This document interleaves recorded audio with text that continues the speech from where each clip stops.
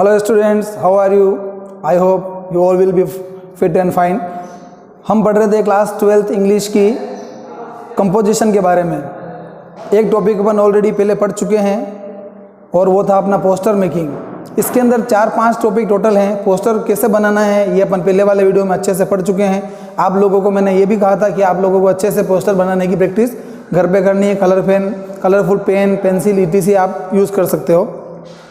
इसी सीक्वेंस में अपन आगे बढ़ते हुए आज अपना जो सेकंड टॉपिक है एडवर्टाइजमेंट। आप लोगों ने सभी ने एडवर्टाइजमेंट के बारे में सुन रखा होगा। आए दिन आप एडवर्टाइजमेंट देखते भी हैं। मोस्ट ऑफ आप टीवी पे ऐड देखते हैं किसी भी सोप का, ठीक है ना, पेस्ट वगैरह का या फिर सर्फ वगैरह का या किसी एक्सेट्रा ढेर सारी आइटम्स ऐसी होती है जिनके एड्स टीवी के अंदर आते हैं। तो आप लोगों ने ऐड टीवी में देखे हैं, न्यूज़पेपर में आप ऐड देखते हो। इसके अलावा आपके घर पे कितनी बार न्यूज़पेपर के अंदर अलग से छोटा सा पर्चा पेपर आता है जिसको अपन पैम्पलेट्स बोलते हैं। तो इस तरह से एडवर्टाइजमेंट के बहुत सारे तरीके हैं। पोस्टर जो पढ़ा था वो भी एडवर्टाइजमेंट का ही एक पार्ट है, लेकिन चूंकि वो पोस्टर है इसलिए अपन ने पोस्टर मेकिंग पढ़ा था। पार्ट वो भी एडवर्टाइजमेंट का ही है। आज अपन एडवर्टाइजमेंट बेसिकली क्या होता है उसके बारे में थोड़ी सी स्टडी करेंगे।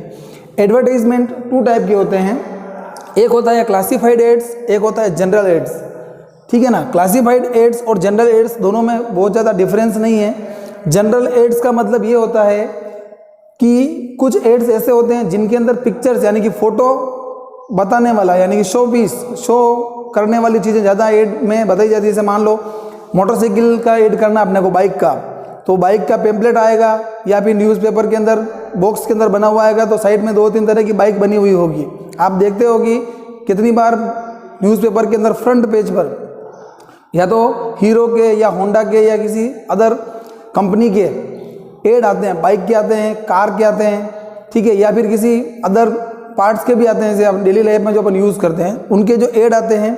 उन एड्स के अंदर अपन देखते हैं कि उनके पिक्चर्स वगैरह लगे होते हैं, तो वो जनरल एड्स में आते हैं। ये 3 तरह के होते हैं, लोकल लेवल पे भी होते हैं, रिटेल लेवल पे होते हैं और नेशनल लेवल पे भी होते हैं। अपना न्यूज़पेपर आता है वो लोकल आता है, ठीक है, कितनी बार उसको रिटेल में भी यूज़ करते हैं और नेशनल लेवल पे भी इसका यूज़ किया जाता है। जैसे कुछ चीज़ें ऐसी होती है जो नेशनल लेवल पे होती है। जैसे सपोज आप टीवी के अंदर एड देखते हो वो सारे नेशनल लेवल के एड है, क्योंकि पूरे नेशन के अंदर सारी सब जगह पर वो एड चलते हैं। दूरदर्शन पे जो एड आ रहे हैं वो सब जगह देख पा रहे हैं, या अदर चैनल्स के ऊपर जो एड आ रहे हैं वो सब जगह पर अच्छे से देखे जा सकते हैं।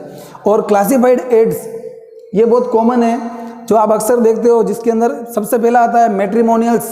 मैट्रिमोनियल्स का मतलब होता है विवाह संबंधी, शादी से संबंधित, लड़का चाहिए, लड़की चाहिए, वर चाहिए, वधू चाहिए। अब इसके अंदर डिटेल से अपन क्या होता है, जब मैं इसको पढ़ाऊंगा तब बताऊंगा कि भाई मान लो सपोज किसी की शादी करनी है, कोई लड़का है और उसको अच्छी सी दुल्हन चाहिए, तो वो अपना एड बनाकर उसके पेरेंट्स या वो खुद एक एड बनाएंगे और न्यूज़पेपर में देंगे कि भाई लड़के की एबिलिटी, लड़का इस तरह का है और इसको इस तरह की दुल्हन की आवश्यकता है। अगर कोई है तो इस नंबर पर, इस एड्रेस पर कॉन्टैक्ट करें। फिर आपस में वो मिलते हैं तो वो मैट्रिमोनियल्स में आता है।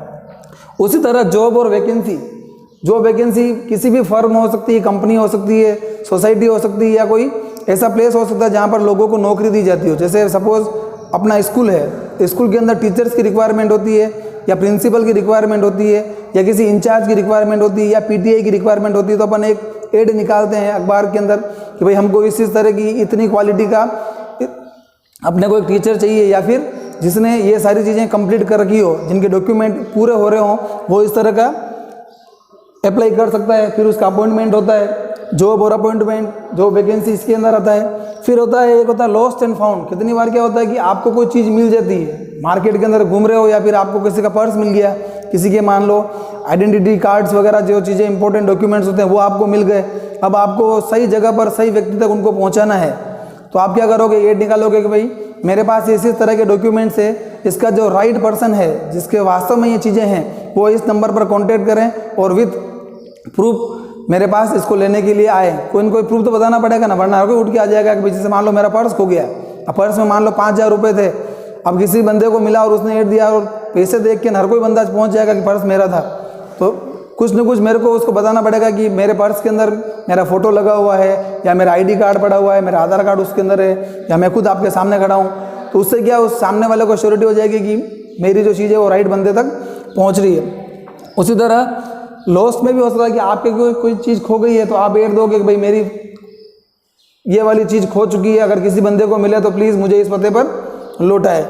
इसके बाद आता है आपके एजुकेशनल। एजुकेशनल के अंदर मैंने बताया कि एजुकेशन से रिलेटेड जितने भी एड्स वगैरह आप देखते हो, सभी रिजल्ट आ गया, रिजल्ट्स के एड चलेंगे कि भाई इतने इतने परसेंटेज बने, अब एडमिशन ओपन हो चुके हैं, आप एडमिशन ले सकते हो, इतनी छूट परसेंटेज छूट मिल रही है, नए एडमिशन पे इतना है, या क्या क्या फैसिलिटीज़ अपन देने वाले हैं, वो सब एजुकेशनल के अंदर आता है।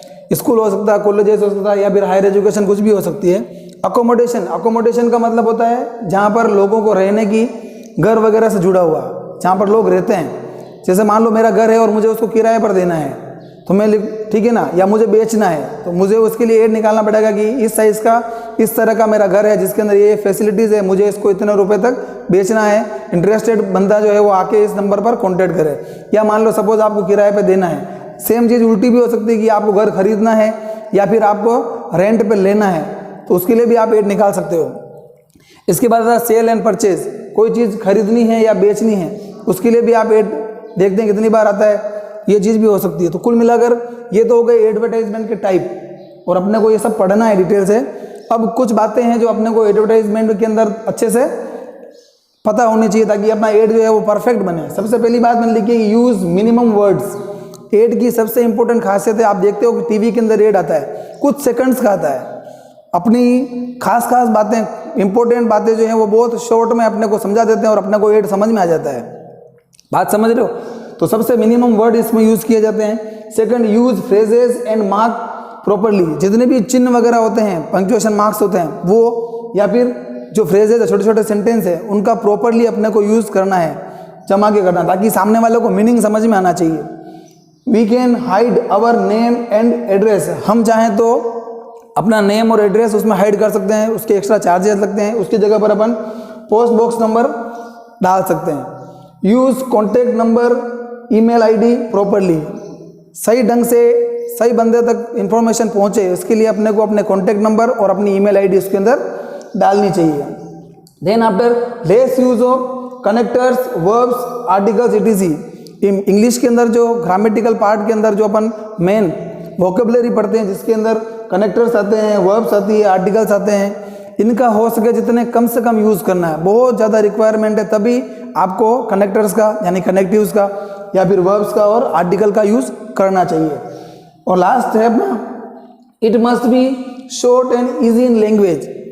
आपका एड जो है वो जितना छोटा होगा और जितनी उसकी लैंग्वेज ईजी होगी, सामने वाले को उतना जल्दी समझ में आएगा। तो ये कुछ इंपॉर्टेंट फैक्टर्स थे। यूँ कह सकते हो कि मैंने आपको आज एडवर्टाइजमेंट कैसे लिखा जाता है, इसकी इंपॉर्टेंट बातें क्या क्या है जो आपको अपने माइंड में रखनी है, ठीक है ना, इसके बारे में अपन एज ए इंट्रोडक्शन आज पढ़ा है। उम्मीद करता हूँ कि आप लोगों को सारी बातें अच्छे से समझ में आई होगी। अगले वीडियो के अंदर अपन एडवर्टाइजमेंट को कैसे लिखा जाता है और क्या क्वेश्चन आएगा और कैसे उसको अपने को बनाना है, इसके बारे में अपन डिटेल से पढ़ेंगे। तो आज के लिए बस इतना ही। Take care, thank you very much.